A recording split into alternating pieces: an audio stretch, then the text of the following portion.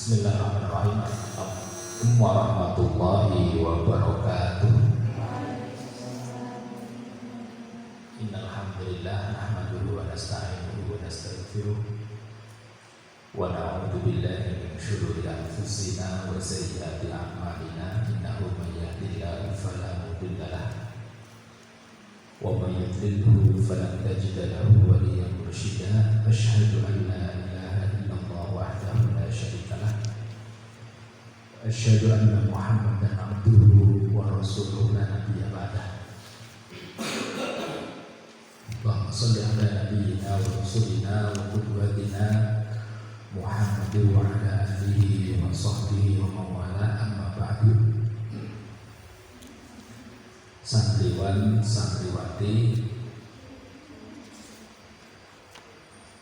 thalibul ilmi wa thalibat yang dimuliakan oleh Allah Subhanahu wa taala. Alhamdulillah, pada pagi hari ini kita dipertemukan oleh Allah Subhanahu wa taala untuk bersama. Ini sebenarnya kayak stadium general ya, maksudnya untuk pembekalan awal semester yang semestinya sudah kita laksanakan beberapa waktu yang lalu, tetapi karena masih fokus pada fokus pada kedatangan santri-santri, terutama yang MTS dan SMA, akhirnya agak telat sedikit. Jadi harapannya dari pembekalan pada kesempatan kali ini nanti, kawan-kawan semuanya potensinya lebih melejit lagi, lebih luar biasa lagi, lebih serius lagi, bahkan ditingkatkan dari pencapaian satu semester kemarin. Beberapa waktu yang lalu sudah sempat kami kumpulkan para ustadz dan ustadzah yang membersamai kawan-kawan semuanya dalam menghafal Al-Quran.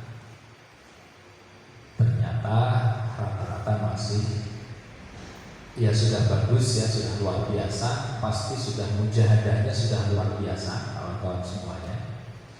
Akan tetapi bagaimanapun yang dikehendaki oleh Allah Subhanahu wa taala pada kita itu adalah memaksimalkan potensi sampai kira-kira kita sebagai manusia itu yang kita berikan untuk Al-Quran, untuk menghafal itu benar-benar sudah hampir maksimal. Kalau ditambah sedikit saja kita jadi sakit atau pingsan, atau itu kira-kira. Kalau sudah betul-betul seperti itu berarti memang sudah maksimal berapapun pencapaiannya. Tapi kalau masih sehat walafiat, masih tidurnya juga masih banyak gitu ya, apalagi sedikit-sedikit tidur, tidak sedikit-sedikit menghafal, nah berarti yang dinilai Allah nanti itu bukan pencapaiannya, tetapi yang dinilai adalah mujahadah panjenengan, mujahadah kawan-kawan semuanya. Makanya pada kesempatan kali ini saya beri judul menggapai cita, meraih asa. Jadi jangan putus asa. Jadi cita-cita itu harus digapai setinggi mungkin. Imam Ali radhiyallahu anhu mengatakan bahwasanya ulul himmati minal iman. Cita-cita yang tinggi itu sebagian dari iman. Artinya siapa yang di antara muslim yang tidak punya cita-cita tinggi, maka keimanannya hampir bisa dipastikan rendah. Keimanannya rendah. Antum harus punya cita-cita tinggi. Tidak harus kemudian cita-cita tinggi itu selalu seperti ustadz ya, meraih S1, S2, jadi tidak harus. Tapi cita-cita tinggi dalam bidang antum, gitu loh. Antum suka dagang, suka berusaha misalnya, cita-cita tingginya di situ. Tetapi posisi antum-antunna saat ini adalah antum-antunna sedang mencapai hafalan 30 juz. Nah, itu dimaksimalkan dulu karena nanti beban umat itu yang harus antum persiapkan masih panjang, masih banyak. Tidak hanya hafalan. Jadi hafalan diselesaikan secepat mungkin sehingga nanti bisa mentarget yang lain. Yang lain apa? Ya terserah. Nanti pengen jadi apa semuanya kan kita tidak tahu. Ada yang pengen udah kalau gitu saya fokus pada Al-Quran, berarti sanatnya dikuasai semua. Seperti Ustaz Arif. Makanya Ustaz Arif Wadani kita datangkan di hadapan antum sekalian. Maksudnya apa? Biar cita-cita kawan-kawan itu setinggi mungkin. Tidak harus sama. Yang pedagang juga maksimal, seandainya nanti satu ketika memutuskan dirinya jadi pedagang kan begitu. Yang ahlul Quran juga maksimal, yang studi melanjutkan S1, S2, S3 juga maksimal, semuanya maksimal. Disitulah saatnya kemenangan umat nanti. Tapi itu sesungguhnya masalah SDM, masalah mindset warganya yang kurang benar. Singapura itu berada di kawasan yang kecil. Bahkan kalau naik kapal terbang saja baru naik sebentar sudah keluar jalurnya, sudah keluar batas negara. Tapi kenapa dia menjadi negara maju? Mindset orangnya. Mindset inilah yang sebenarnya pengen kita munculkan, pengen kita maksimalkan dalam pertemuan ini. Kenapa kok seperti itu? Nah, maka ini saya tulis ya. Di sampingnya itu ada judul buku yang ditulis pada tahun 1945-1946 pas kemerdekaan Indonesia. Ditulis oleh seorang ulama bernama Abdul Hasan An-Nadwi. Apa kerugian dunia disebabkan kemerosotan moral umat Islam? Ketidaksungguhan kita dalam segala hal juga dinamakan merosot. Ketidaksungguhan kita dalam segala hal itu dikatakan merosot. Antum kalau belajar itu tidak usah berpikir nanti jadi apa, itu salah. Tapi belajarlah yang sungguh-sungguh, pasti akan bermanfaat. Dan dunia itu akan mengikuti kita kalau antum sungguh-sungguh. Tidak ada istilah orang yang bersungguh-sungguh itu nanti saya kerjanya apa. Oh, tidak ada. Dalam kamus orang yang penuh kesungguhan, penuh ketekunan, penuh kesabaran itu tidak ada istilah saya nanti akan kerja apa. Karena apa? Dia di mana-mana akan dipakai dan akan diprioritaskan. Coba aja kalau tidak percaya. Antum punya kepribadian sungguh-sungguh, kalau kerja juga petel. Ya, petel itu maksudnya tekun betul ya. Jujur, amanah itu nanti dimanapun perusahaan, dimanapun yayasan, dimanapun pondok pesantren misalnya pasti dibutuhkan. Dan keluarnya antum akan sangat disesali, misalnya seperti itu. Artinya dimanapun pasti akan dibutuhkan. Jadi pekerjaan itu akan mengikuti kita, bukan kita yang mencari pekerjaan. Ya tetap kita maksudnya mencari pekerjaan, tetapi sebenarnya di mana-mana akan diterima. Jadi tidak usah khawatir nanti jadi apa, itu tidak usah khawatir. Tapi yang penting adalah antum sungguh-sungguh dan sampai kepada pencapaian ilmu yang maksimal. Itu sebenarnya yang paling penting. Khawatirillah, alhamdulillah, bermimpilah sebagaimana Nabi Yusuf alaihissalam bermimpi ya. Pernah saya sampaikan sekilas, tapi nanti agak beda. Dan mimpinya harus langsung melalui Allah ya. Maksudnya mimpi melalui betul-betul mimpi. Mimpi 11 bintang, matahari, rembulan sujud penghormatan pada Nabi Yusuf alaihissalam. Ada sebuah riwayat lain mengatakan 12 tongkat yang menancap di tanah, salah satunya menonjol sendiri. Itu adalah Nabi Yusuf maksudnya. Jadi ada 12 tongkat menancap di tanah. Itu mimpi-mimpi yang lain beliau sebenarnya ada seperti itu, cuma tidak disebutkan dalam Al-Quran. Disebutkan hanya sekedar melihat 11 bintang, matahari dan rembulan bersujud padanya, bersujud sujud penghormatan. Maka bermimpilah. Tidak harus kita selalu seperti Nabi Yusuf. Kalau kita seperti Nabi Yusuf, ya kemungkinan nanti hebat betul. Tetapi tidak semua orang bisa seperti itu. Tidak semua orang bisa mimpi bertemu dengan Rasulullah SAW.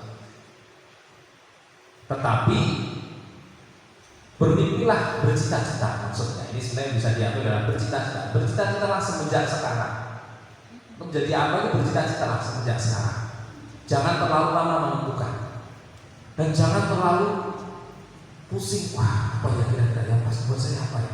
Nah, aku pengen apa? Gitu aja langsung. Pengen apa, tetapi kemudian terserah terus. Kok tiba-tiba di tengah jalan berubah? Ya jangan berubah terus gitu. Kalau berubah terus gimana Allah akan mengabulkan? Kira-kira maksudnya misalkan Allah akan mengabulkan setelah antum misalnya berdoa misalnya ya 200 kali, baru berdoa 158 kali. Nah, sebenarnya kan hampir diberikan oleh Allah. Sudah 150, sudah 60% lebih kan begitu. Sudah hampir diberikan Allah, tapi karena kemudian kita berubah, nah kita harus berdoa lagi. Makanya kalau sekarang pengen 30 juz hafal, ya sudah difokuskan itu. Nanti kita akan berdoa lagi yang lain setelah selesai, gitu. Fokus tiap hari terus, tiap habis sholat difokuskan terus, sehingga nanti pada akhirnya menjadi mindset berpikir kita, akan mempengaruhi perilaku kita, akan mempengaruhi semangat kita, akan mempengaruhi kesungguhan kita dibandingkan teman-teman yang lain. Nah itu. Jadi untuk menjadi hafid 30 juz tidak harus IQ-nya tinggi, itu tidak harus. Yang penting ketekunannya yang luar biasa. Nah itu. Jadi makanya bermimpilah semenjak sekarang. Kalau masih ada yang belum bermimpi, ya semenjak sekarang mulai bermimpi. Karena ahlam beliau haqaiqul ghad. Mimpi hari ini adalah kenyataan atau fakta esok hari. Mungkin dulu sudah pernah saya sampaikan ketika saya S1 tahun kira-kira 1998. Waktu itu saya menyampaikan kepada orang tua dalam surat, saya masih teringat, tapi tahunnya yang agak lupa, apakah 98 atau 97. Kalian udah lahir belum? Ada yang belum lahir, ada yang sudah. Tahun 1998 dari negeri 1000 menara. Di 1000 menara itu Mesir maksudnya. Saya nulis surat waktu itu pada bapak orang tua, terus intens gitu ya. Belum ada WA waktu itu, belum ada, kita tidak punya telepon, tidak punya HP karena masih belum marak HP. Saya sampaikan kepada orang tua bahwa saya tidak akan selesai belajar kecuali sampai dokter. Dan saya tidak pernah terpikir waktu itu dokter itu kayak apa tuh, mungkin apa enggak. Udah, yang penting cita-cita. Cita-cita itu enggak ada urusan nanti kayak apa, itu enggak ada urusan. Mau cuma bercita-cita aja kok. Ya, enggak ada urusannya. Aku pengen jadi dokter, sementara sekarang sekolah aja kemarin semangatnya kayak gitu. Enggak apa-apa, bercita-cita aja. Tetapi seriuslah untuk berdoa dan menggapainya gitu. Kalau hanya sekedar bercita-cita tapi tidak pernah berusaha dicapai, itu namanya angan-angan itu dalam bahasa Arabnya tulul amal. Tulul amal pakai hamzah bukan pakai ain. Kalau amal pekerjaan, tulul amal minasyaiton. Panjang angan-angan itu berasal dari setan. Karena apa? Ya kita tidak berusaha sungguh-sungguh untuk menggapai yang kita cita-citakan. Nah, sekali lagi, akhlakul yaum haqaiqul ghad, mimpi hari ini adalah fakta esok hari.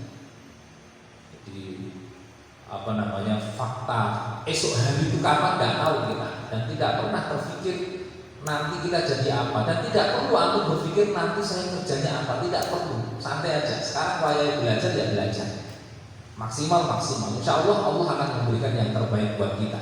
Tidak ada hafidh-hafidhah itu yang sia-siakan oleh Allah. Tidak ada selama ini. Nah, makanya mulialah sebagai seorang hafidh-hafidhah atau calon hafidh-hafidhah.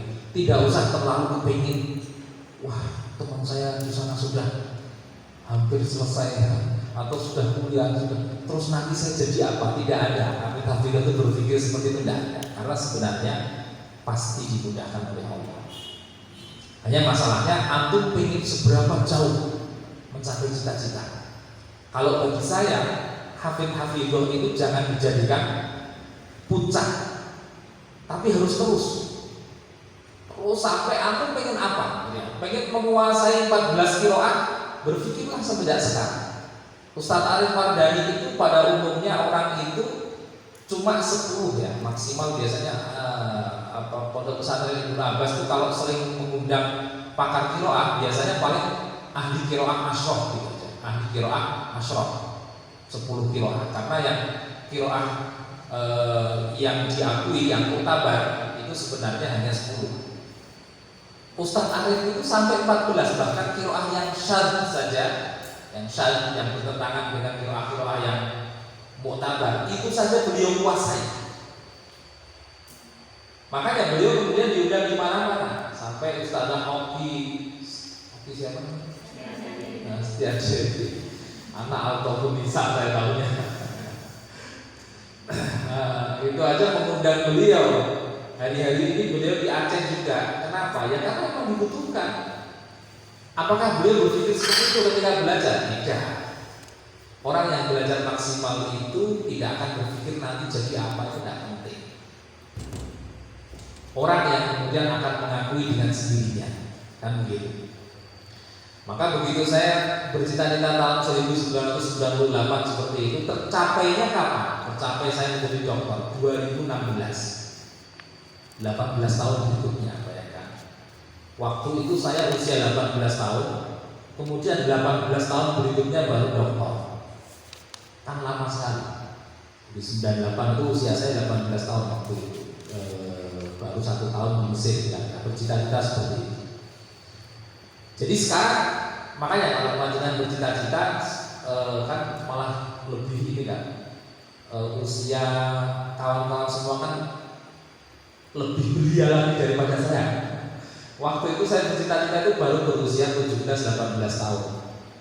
Nah, makanya kalau mau bercita-cita sekarang, bercita-citalah tetapi seriuslah menggapainya.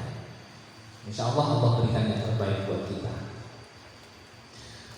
Nah, apakah kemudian sekarang setelah saya capai itu saya tidak punya cita-cita? Masih punya cita-cita, cita-citanya lain lagi juga. Jadi cita-cita itu bertahan bisa. Makanya 10 tahun pertama cita-cita saya apa? 10 tahun kedua cita-cita saya apa? Misalnya begitu ya. Atau begitu selesai tercapai target hafidh Quran, bercita-cita apa? Fokus juga cita-cita itu. Seperti yang dilakukan oleh Ibnu Abdullah bin Umar bin Abdul Aziz, yang beliau cita-citanya bertahan. Pertama cita-citanya adalah menikahi putri khalifah. Fokus nih. Berdoanya juga itu menikahi putri khalifah. Fatimah ya, Fatimah bintu Abdul Malik atau Marwan bin Abdul Malik misalnya. Maka beliau fokus. Ya meskipun dia wah ini mesti mungkin disuruh orang ini mesti pengen khalifah ini, ya biarin aja tidak apa-apa. Emang dosa jadi khalifah kan tidak? Ya kan? Emang dosa jadi presiden, emang dosa jadi menteri. Punya cita-cita itu tidak apa-apa. Yang bisa menentukan kemudian kita baik atau tidak itu bukan masalah kekuasaan, tetapi bagaimana memanfaatkannya, kan begitu. Begitu selesai, kemudian cita-cita beliau adalah menjadi gubernur Madinah. Tercapai juga. Selesai menjadi gubernur Madinah, cita-citanya diubah lagi. Ya, untuk intinya untuk kemaslahatan umat Islam semuanya. Berarti kan khalifah maksudnya. Sampai akhirnya beliau menjadi khalifah. Begitu jadi khalifah, apa cita-citanya? Baru setelah itu cita-citanya adalah masuk surga Firdaus. Karena disitulah beliau sudah puncak karir. Orang kalau sudah jadi khalifah itu sudah tidak ada gelar tertinggi. Kan ada penasihat raja. Penasihat raja itu sebenarnya di bawah raja sebenarnya. Nah, sama kayak misalkan kalian jadi pengusaha sukses sudah tingkat nasional. Lalu bercita-cita, ya Allah semoga jadi pengusaha tingkat internasional. Seperti Abu Bakar. Abu Bakar itu pengusaha bisnismen tingkat regional, ya sudah internasional sampai waktu itu. Karena memang tidak bisa menjangkau sampai benua lain waktu itu, masih terlalu kendaraannya masih terlalu sulit, tidak semudah sekarang.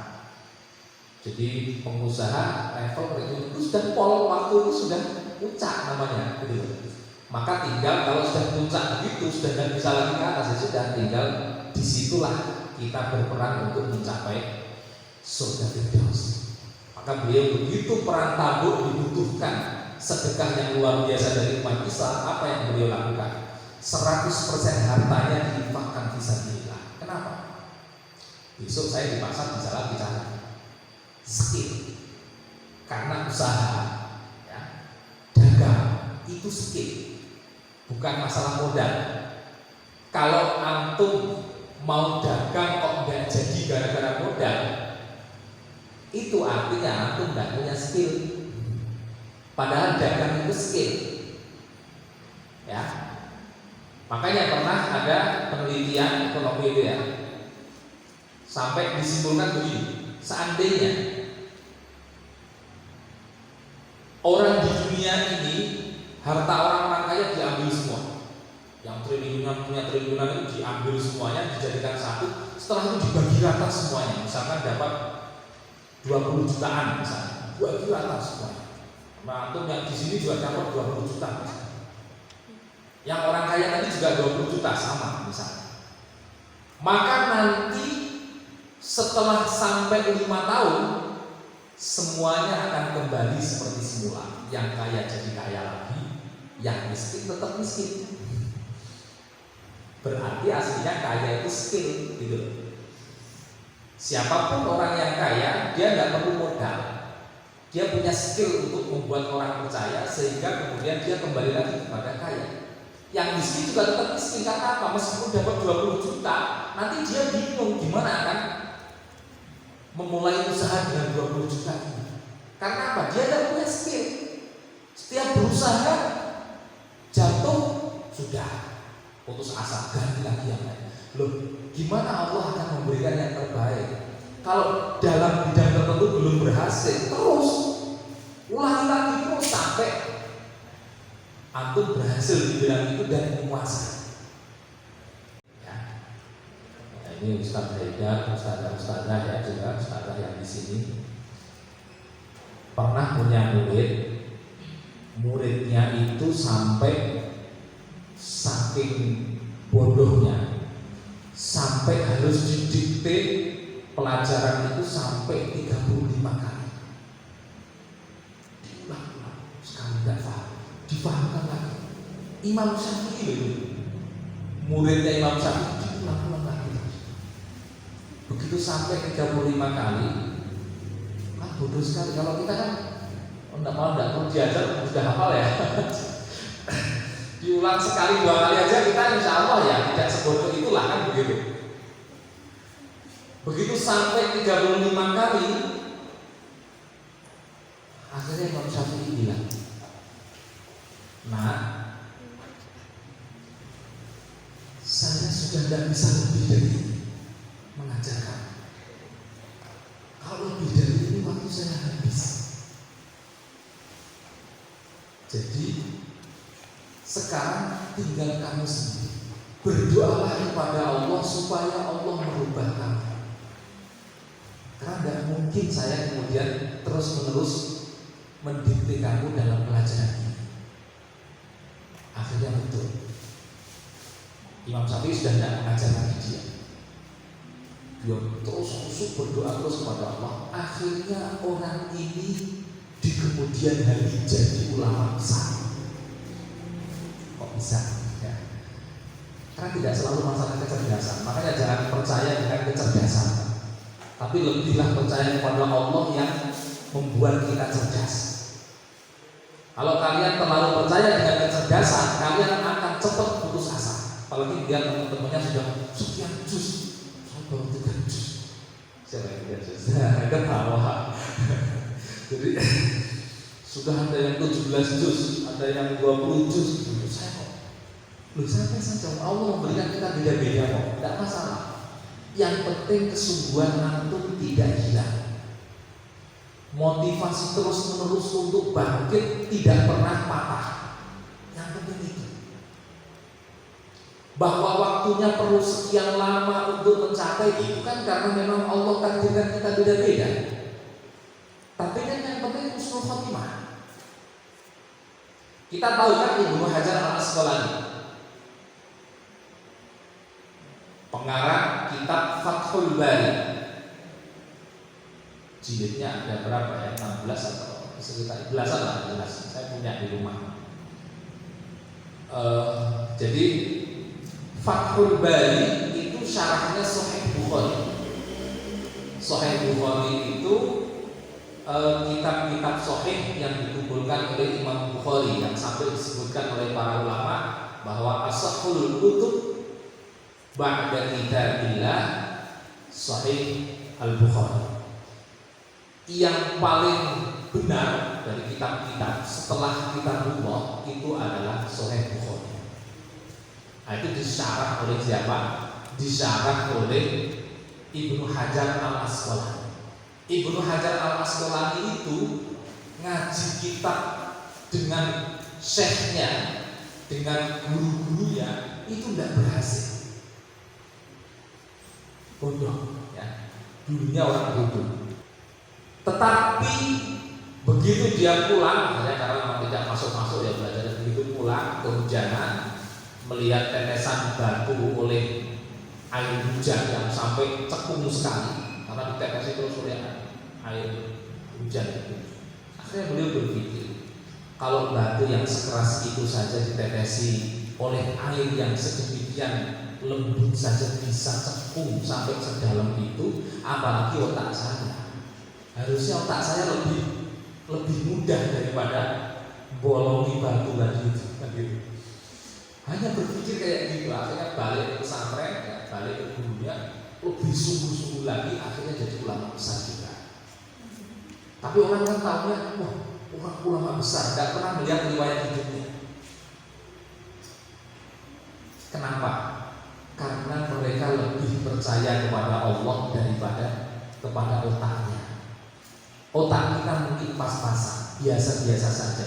Tetapi kalau antum lebih percaya kepada Allah yang membuat otak, yang membuat kecerdasan kita, maka tidak ada yang mustahil, apapun akan bisa kita raih. Ya. Makanya nanti setelah ini lebih semangat lagi, jangan pernah putus asa. Sedikit saja ada putus asa, ada rasa malas, langsung segera istighfar. Itu setan. Setan itu tugasnya memang mengganggu kita untuk maksimal dalam menyembah Allah. Mimpi Nabi Ibrahim, jadi beliau mimpi supaya dijadikan pemimpin, waja'alna lil muttaqina imama, dan jadikanlah kami pemimpin bagi orang-orang yang bertakwa. Bermimpi supaya diutus seorang nabi di negeri Arab yang di situ waktu itu tidak ada siapapun, padang Sahara. Hajar dan Ismail tinggal di situ, tapi kemudian didoakan, ya Allah, nanti kalau sudah banyak orang, ya, jadikan seorang nabi di situ. Jadi Nabi Muhammad itu hasil doanya Nabi Ibrahim. Mekah sampai sekarang banyak buah-buahan, banyak, meskipun di sana tidak ada sayur mayur, tumbuh-tumbuhan apa kan tidak ada, kecuali paling kurma saja. Gitu. Tapi hampir semua buah-buahan ada di sana. Itu hasil doanya Nabi Ibrahim. Warzuqhum minats thamarati man amana minhum billahi wal yawmil akhir. Itu hasil doanya Nabi Ibrahim. Doa itu manifestasi dari cita-cita sebenarnya. Nah, kalau antum punya cita-cita, apa antum tidak berdoa, antum sombong. Jadi kenapa? Karena tidak melibatkan Allah dalam cita-cita itu. Kalau antum sampai di titik itu, kemungkinan sombongnya lebih besar daripada tawadhunya. seperti yang dilakukan oleh siapa? Qarun. Innama utituhu ala ilmin indi, sombong banget. Sesungguhnya aku diberi ini semua kekayaan yang luar biasa, itu kan karena ilmuku yang memang memadai. Tapi lihatlah Nabi Sulaiman ketika bahkan Qarun tidak ada apa-apanya dengan Nabi Sulaiman alaihissalam. Jadi Nabi Sulaiman tidak sampai kemudian berpikir, apalagi sampai menonjolkan ilmunya itu, sama sekali tidak. Jadi apa doa Nabi Sulaiman? Nabi Sulaiman kata Nabi Sulaiman, ya hadza min fadli rabbi liyabluwani aashkuru am akfur. Ini adalah kelebihan dari Tuhanku untuk mengujiku apakah aku bersyukur atau kufur nikmat. Itulah orang muslim kalau sudah sampai ke titik puncak, karena memang dia membersamai cita-cita itu dengan selalu tawadhu kepada Allah, selalu berdoa kepada Allah, maka di akhir puncak dia mencapai itu pun juga dikembalikan pada Allah. Tidak ada kesombongan. Kalaupun ada terlintas sedikit, ya segera sadar dia. Karena apa? Memang dia sudah selama ini membersamainya dengan doa kepada Allah Subhanahu wa Ta'ala. Jadi tadi sudah saya sampaikan ya, Imam Syafi'i, Ibnu Hajar Al-Asqalani, Imam Nawawi. Imam Nawawi bahkan tadinya belajar kedokteran, tapi tidak masuk. Jadi jangan dikira ulama-ulama itu kemudian selalu pintar dalam semua bidang, tidak. Imam Nawawi itu belajar kedokteran, disebutkan belajar ilmu tibbi. Tapi setiap kali belajar itu sampai setahun kalau nggak salah, tidak masuk. Akhirnya banding setir belajar agama. Begitu belajar agama cepat sekali masuk. Maka jadi ulama besar yang tadi saya sampaikan Imam Nawawi. Jadi kata kuncinya sesungguhnya kembali kepada janji Allah. Innallaha a'udzubillahi minasyaitonir rajim. Innallaha la yughayyiru ma biqaumin hatta yughayyiru ma bi anfusihim. Wa idza aradallahu biqaumin su'an fala maradda lahu wa ma lahum min dunihi min wal. Sesungguhnya Allah tidak mengubah apa yang ada pada satu kaum sampai mereka mengubah apa yang ada pada diri mereka. Ubahlah mindsetnya yang selalu suudzon pada Allah, yang selalu gimana sih, saya sudah menghafal terus sudah masuk jadi dia bukan batuknya maksudnya ngomong gitu. Itu kan menunjukkan tidak sabar gitu. Tidak apa-apa, memang kita diberikan segitu, masalahnya bukan di otak kita, tidak, masalahnya kita kurang lama saja untuk menghafal. Lalu teman saya ini cepat sekali, ya tidak apa-apa, memang dari awalnya beda kok. Justru Allah ingin memberi pahala pada kita lebih dengan lebihnya kita mengulang. Ini udah dikasih janji pada Allah oleh Allah. Nih, tak kasih. Ini seandainya mungkin seandainya Allah berkenan membuka masa depan kita, tapi kan masalahnya tidak boleh dibuka oleh Allah. Itu mungkin aku semangatnya akan luar biasa sekarang, bahwa ini loh, kamu di tahun sekian nanti akan jadi hafid semua. Ada yang di tahun sekian, ada yang tahun sekian. Seandainya Allah buka itu, aku semangatnya mungkin luar biasa. Tapi kan tidak boleh dibuka oleh Allah. Nanti kan tidak ada persaingan. Gitu. Fungsi diciptakannya manusia akan hilang jadinya. Diciptakan manusia itu biar bebas gitu. Silahkan siapa yang bersungguh-sungguh, siapa yang tidak, siapa yang main-main saja, biar nanti akan dihisab oleh Allah di akhirat kan gitu. Jadi tidak boleh diberitahu oleh Allah bahwa nanti, saya juga pernah berpikir seperti itu. Kalau saya di usia 36 tahun itu jadi dokter, kalau tahu dari dulu mesti lebih semangat lagi. Saya pernah berpikir begitu terus terang. Jadi, tapi masalahnya kan tidak boleh dibuka oleh Allah kayak gitu. Tapi sudah cukup puas untuk bisa menceritakan kepada kawan-kawan bahwa sesungguhnya Allah akan memberikan kita yang terbaik seandainya memang kita selalu husnudzon padanya. Jangan khawatir, tidak usah khawatir nanti akan jadi apa, tidak usah. Itu cara berpikir orang-orang yang dhi'aful qulub, orang-orang yang lemah hatinya. Jadi orang-orang yang kuat itu tidak ada urusan dengan itu. Yang penting bagaimana dia mencapai targetnya semaksimal mungkin yang dikehendaki oleh Allah, yang diridhoi oleh Allah, sekaligus yang menjadi kesenangan kita. Maksudnya kita pengen belajar apa gitu. Untuk pengen jadi apa itu menentukan apa yang akan antum raih berikutnya, apa yang antum doakan, apa yang antum lakukan itu akan mempengaruhi semua. Nah seperti itu. Itu yang kaitannya dengan surat Ar-Ra'd ayat 11. Nah, wa idza aradallahu biqaumin su'an fala maradda. Kalau seandainya Allah menghendaki satu kaum itu jelek, ya, buruk, maka tidak ada yang bisa menolak. Ini orang Indonesia dikasih takdir oleh Allah, ya bukan jelek ya, tapi belum maksimal saja. Karena memang ya melihat karakter masyarakatnya yang tidak sungguh-sungguh begitu loh. Maka tidak ada yang bisa menolak Allah sudah berkehendak. Nah makanya maksimalkanlah potensi biar kita tidak aradallahu biqaumin su'an kan gitu. Biqaumin itu bisa terjadi pada individu kita sama gitu. Kalau pengen tidak ditakdirkan Allah jelek, ya sekarang jadi orang pintar, orang yang menguasai dalam bidangnya. Untuk bidangnya apa dimaksimalkan dan jangan pernah suudzon pada Allah. Sedikit saja suudzon itu sesungguhnya membuat hambatan sekian lama tercapainya apa yang kita cita-citakan. Maka tidak boleh sedikit pun suudzon pada Allah, tidak boleh. Maka kata sebuah hadis qudsi ya, ana inda dhanni abdi, sesungguhnya aku berdasarkan prasangka hambaku padaku. Prasangkanya bagus, jadi bagus. Prasangkanya Imam Ibnu Hajar Al-Asqalani bagus untuk dirinya, bahwa ini kalau batu aja bisa ditetesi air sampai cekung seperti itu, ya sudah saya balik mesti akan berubah nanti pikiranku, otakku mesti akan berubah oleh Allah. Saking husnudzonnya pada Allah, artinya mau tidak mau Allah memberikan. Padahal sebenarnya otaknya aslinya nggak pas, nggak mampu aslinya. Tapi kemudian diberi Allah saking kesungguhannya yang luar biasa. Nah seperti itu. Maka alhamdulillah ada syaratnya ya. Untuk mencapai ke sana ada syaratnya, kesungguhan. Kesungguhan itu dibahasakan oleh Allah dengan bahasa jihad dalam Al-Quran. Jihad itu pengertiannya adalah badrul judi bikulli thaqah,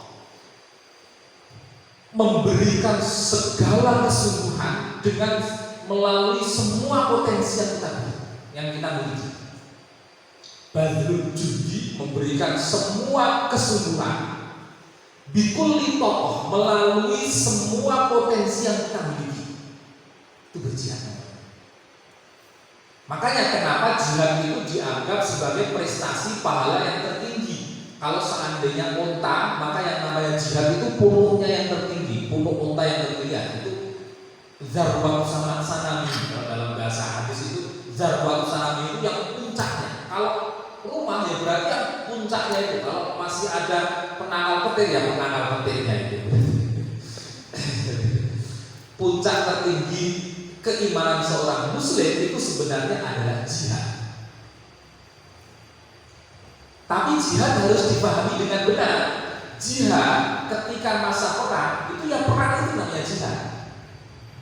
Tapi kalau jihad di masa normal, yang itu masa normal ya di sini ya, tidak ada perang ya. Kalau ada orang kafir terus membunuhnya, kamu harus bunuh juga, gitu. Tapi kan tidak seperti itu kondisinya. Jihad di masa normal itu antum kerahkan semua potensi, bagaimanapun caranya harus menguasai ilmu, menguasai apa yang memang menjadi spesialisasi kita. Antum sekarang saatnya belajar Al-Quran ya sudah dimaksimalkan untuk Al-Quran.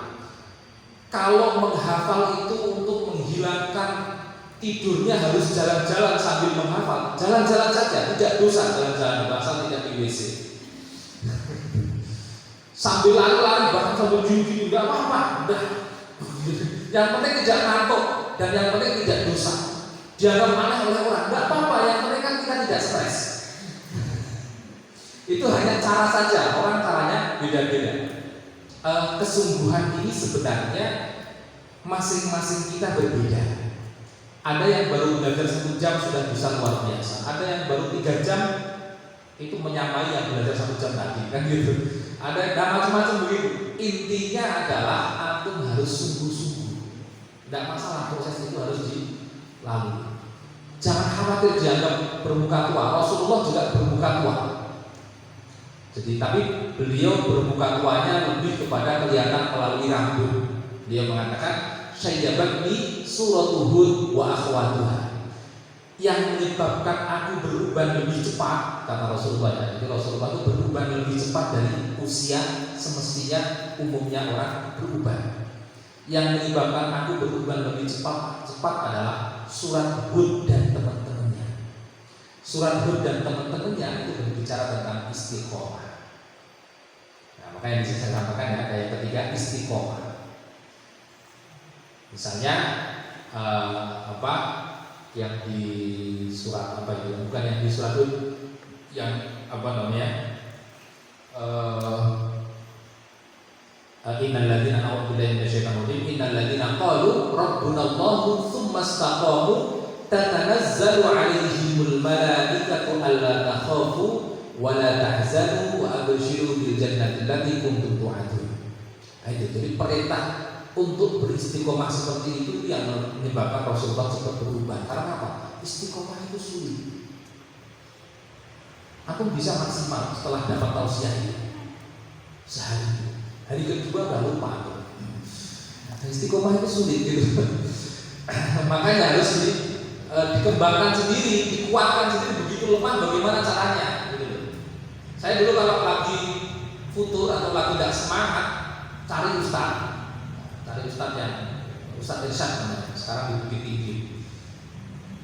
Cukup ketemu saja, tidak perlu tausiah. Melihat wajahnya udah semangat gitu. Pulang-pulang udah semangat gitu loh. Karena apa? Wajahnya itu udah kelihatan semangat gitu loh. Apalagi tausiah gitu loh. Ada orang-orang yang punya karakter seperti itu. Nah, sama juga saya kira antum juga punya ya teman-teman yang semangat gitu. Kalau lagi capek, ngantuk, udah berhenti saja, liatin aja terus. Biar semangat gitu. Jangan maksudnya beda ya. Maksudnya untuk mengambil semangat saja gitu. Atau kalau ketemu Ustaz Haidar, Ustaz tausiah saya ini lagi tidak semangat gitu. Kita tausiah enggak masalah, Ustaznya yang bingung gitu. Tausiah apa ya? Nah istiqomah, makanya istiqomah itu tidak mudah. Istiqomah itu bisa membuat orang cepat tua. Tapi tidak usah khawatir. Syarat masuk surga itu tidak ada. Cepat tua atau tetap muda itu tidak ada. Bahkan Rasulullah itu lebih tua dari usia sesungguhnya, kan begitu. Kawan-kawan yang saya lihat ada sekian kawan-kawan saya yang lebih tua dari usianya juga banyak sekali. Karena memang kita melihat bahwa memang kesungguhannya luar biasa. Umumnya begitu. Orang yang cepat tua itu umumnya menunjukkan bahwa proses kesungguhannya itu panjang. Itu yang bisa kita sebutkan biasanya di sini.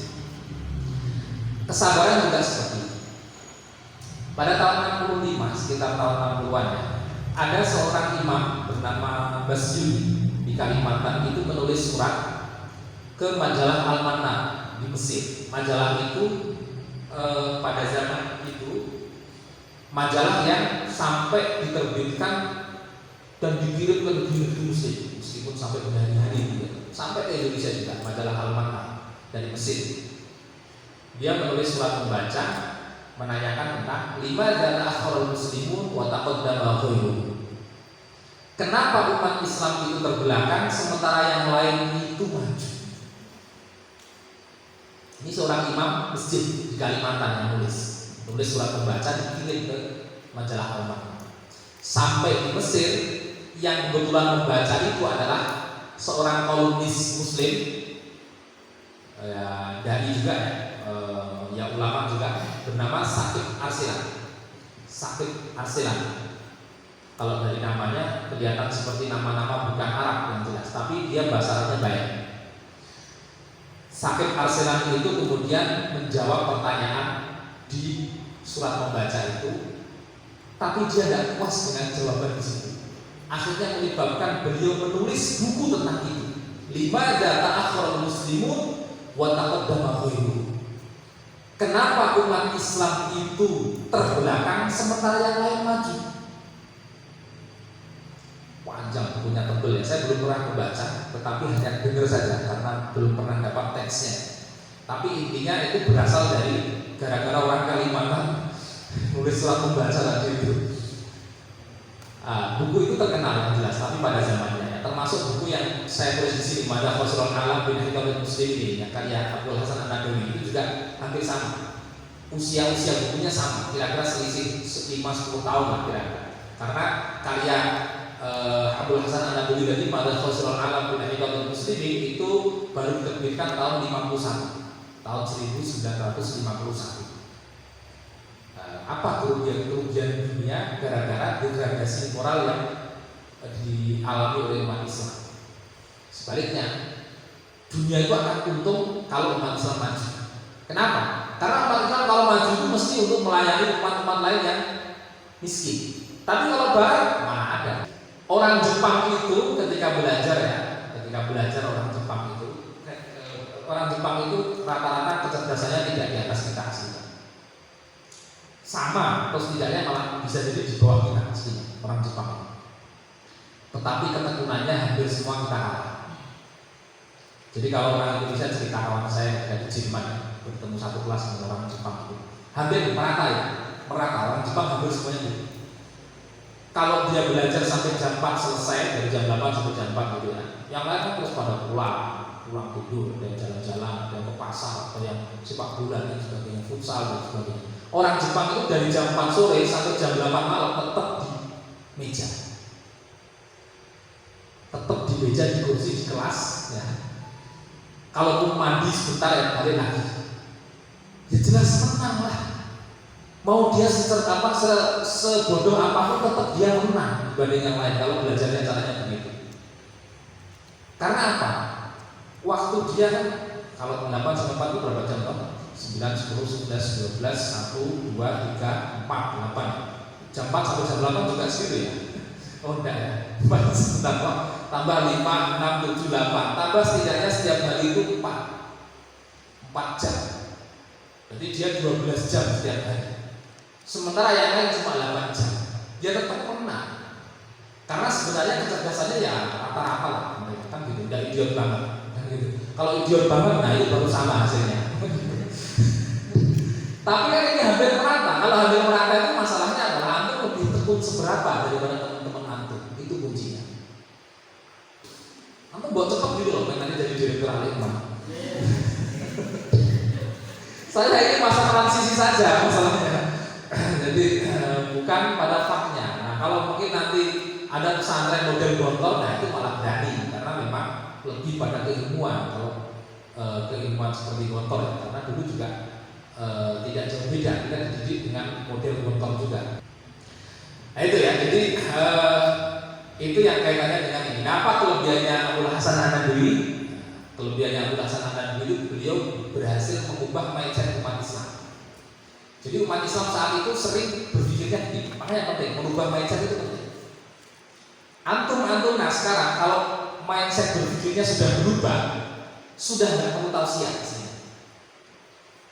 Tapi asal mindsetnya bisa berubah dan bertahan ya. Husnuzon kepada Allah, bahwa hidup itu memang harus sungguh-sungguh, bahwa itu mindset yang berubah begitu.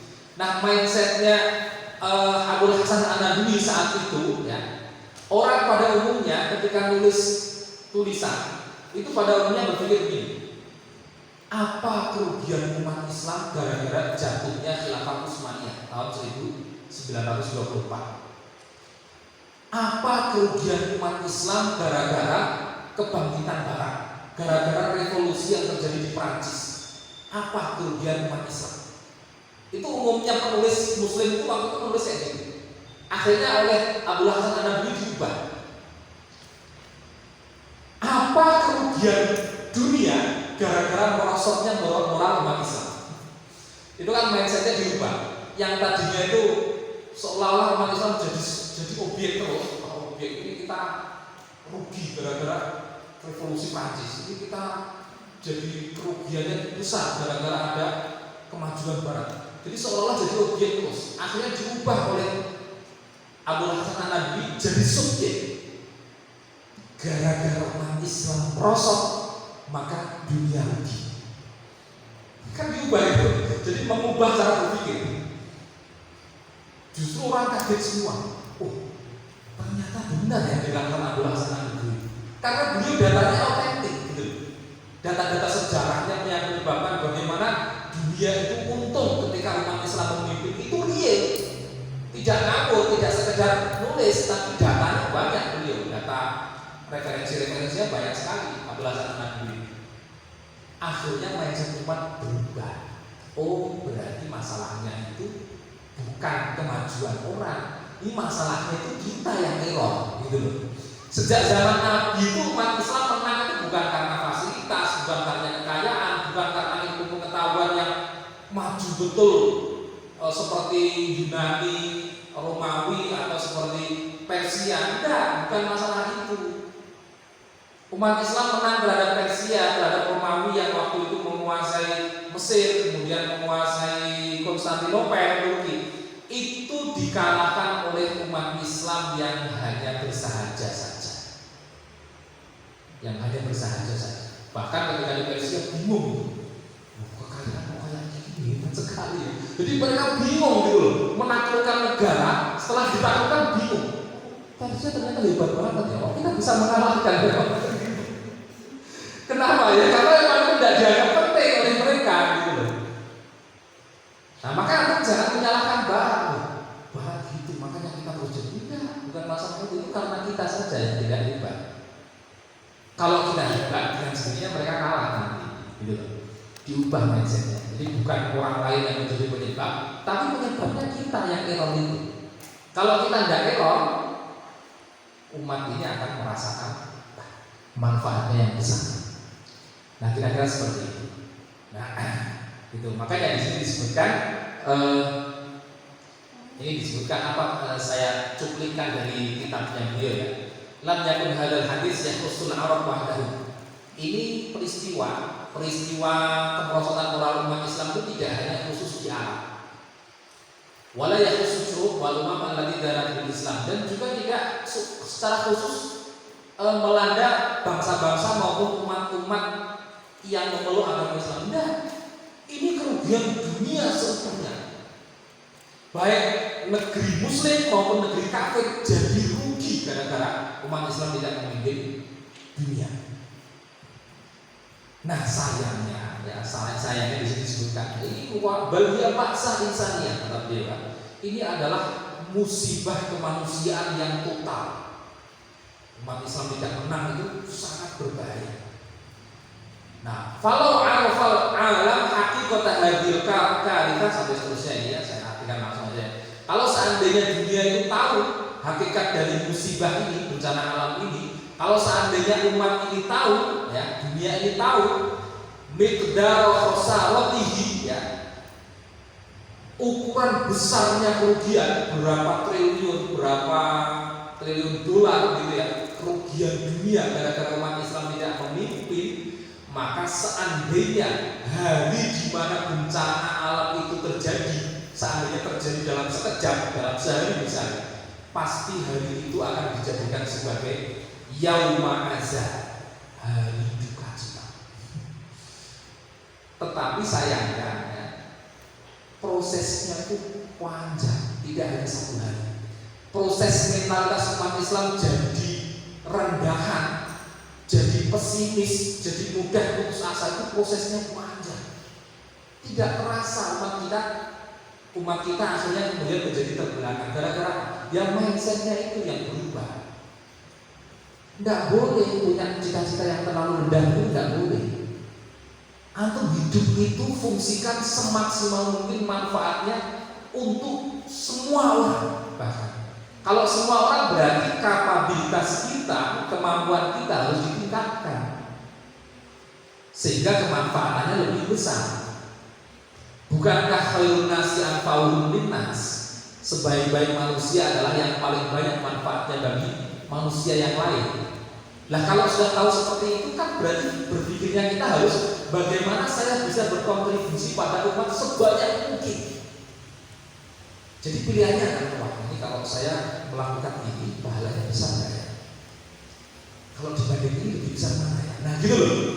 Berpikirnya itu sudah ke situ. Tapi masalahnya waktu panjenengan semua ini, waktu kawan-kawan semua ini belum ke situ masanya. Baru mengumpulkan bahan, baru mengisi ilmu, kan begitu. Sampai ketika nanti di suatu masa, ketika memang ilmu panjenengan sudah sampai di tingkat tertinggi di bidang itu, nah disitulah peran kalian sudah harus siap untuk dimanfaatkan di mana-mana. Loh tidak rugi dan tidak tidak jelek kalau kemudian teman-teman pulang terus ngajar TPA di kampung, ngajar. Ya itu juga penting, luar biasa. Tetapi kalau ada pilihan yang jauh lebih dasar pahalanya, kenapa tidak? Kan begitu. Nah itu maksudnya. Kalau di kampung-kampung itu ya setidaknya ada yang berperan di situ 1-2 orang yang bisa kita maksimalkan, ya sudah cukup. Tetapi kalau ngurusi orang banyak, tidak semua orang bisa. Nah makanya sekali lagi kawan-kawan sekalian, ini sesungguhnya adalah sebuah tantangan buat kita semua. Bagaimana kawan-kawan agar maksimal waktu yang sudah selama 6 bulan ini cukuplah bagi kita untuk mengambil pelajaran. Ya. Kalau kira-kira 6 bulan kemarin dapat 3 juz, ya misalnya, ya, berarti 6 bulan berikutnya coba saya maksimalkan, targetnya harus 5 juz misalnya. Ditingkatkan lagi.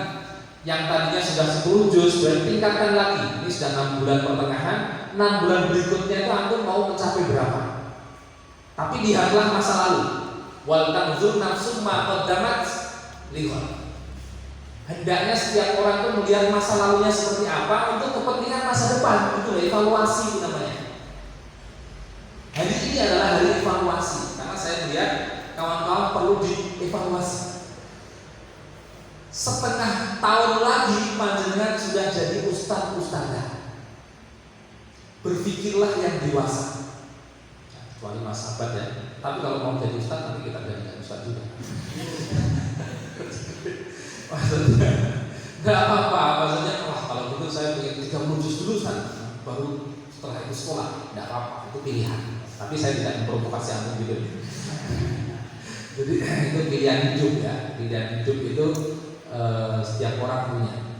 Jadi berpikirlah bahwa nanti akan menjadi ustaz, akan menyimak teman-temannya lain. Kalau kira-kira di hafalan kita cuma 10 juz, wah kok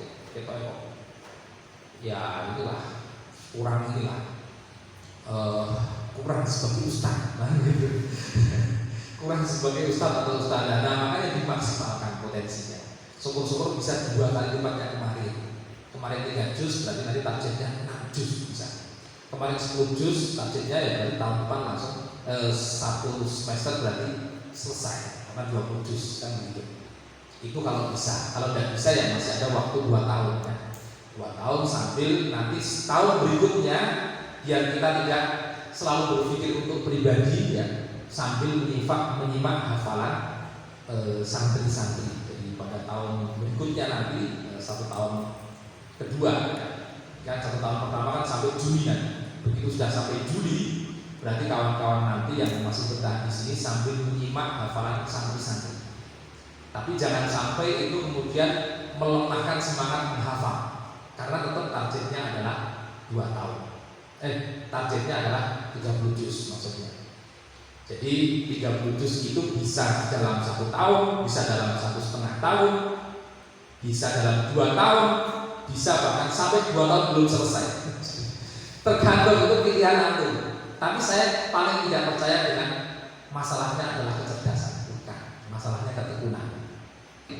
Membicarakan kenikmatan Allah asal itu memang dikembalikan pada Allah itu penting. Bahkan dicontohkan oleh para nabi, hada min fadli rabbi. Itu kan dicontohkan oleh Nabi Sulaiman. Apakah Nabi Sulaiman sombong? Tidak. Beliau untuk mencontohkan umat Islam. Bahkan umat Islam zaman Nabi Muhammad juga diberi contoh karena dimasukkan Allah dalam Al-Quran. Hada min fadli rabbi. Ini adalah kelebihan dari Tuhanku untuk mengujiku apakah aku bersyukur atau kufur. motivasi-motivasi itu pada akhirnya adalah berujung pada tadi itu, semangat memberi manfaat kepada umat. Ingat perkataan Yusuf Qaradawi dalam bukunya Ummatuna Bainal Qarnain. Beliau menulis Ummatuna Bainal Qarnain itu pada tahun-tahun saya pulang dari Mesir, kalau tidak salah, sekitar tahun 2002. Beliau pernah mengatakan dalam bukunya Ummatuna Bainal Qarnain itu artinya apa? Umat kita di persimpangan abad. Persimpangan abad itu kan karena 2002 itu kan persimpangan abad berapa? 20 sama 21 atau 21 sama 22, bingung saya.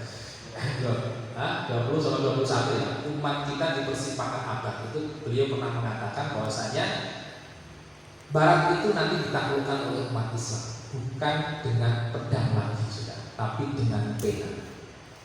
Dengan pena. Dengan pena itu artinya tidak harus pena ya. Ketik-ketik di internet itu ya pena maksudnya. Jadi ketik di internet berdakwah sampai orang Barat masuk Islam, berinteraksi dengan orang Barat sambil ngobrol terus sampai akhirnya dia masuk Islam. Nah itu sama juga sebenarnya. Seperti yang dilakukan oleh Zagul An-Najjar atau siapa yang banyak ya umat Islam yang puluhan ribu orang Barat masuk Islam gara-gara dia. Kenapa? Karena dia menguasai ilmu fisika dikaitkan dengan Al-Quran. Dia sampaikan dalam presentasi-presentasi di forum-forum Barat. Orang banyak masuk Islam karena ternyata yang ditemukan oleh sains sudah disampaikan oleh Allah dalam Al-Quran. Akhirnya orang kaget, masa? Iya betul. Dan akhlak itu harus diinteraksikan. Kalau akhlak baik kita hanya dinikmati kita saja, mana mungkin orang yang masuk Islam. Makanya berpikirlah untuk siap hidup di Turki, siap hidup di Perancis, siap hidup di Amerika. Untuk apa? Untuk menaklukkan dunia. Harus berinteraksi kita. Kalau tidak interaksi, gimana mungkin mereka akan masuk Islam? Berarti mindset kita harus mindset dunia. Harus siap dengan segala bahasa. Setelah ini antum harus belajar bahasa Arab, harus belajar bahasa Inggris, semua dikuasai. Biar apa? Ya biar kita siap hidup dimanapun. Kan gitu. Itu ya. Jadi yang seperti itu hanya berlaku untuk orang-orang yang sungguh-sungguh. Jadi dunia ini sebenarnya adalah dikuasai oleh kumpulan orang-orang yang sungguh-sungguh. Semakin banyak orang-orang yang sungguh-sungguh mengumpul di sebuah negara, mengumpul di sebuah bangsa, bangsa itu akan maju pasti.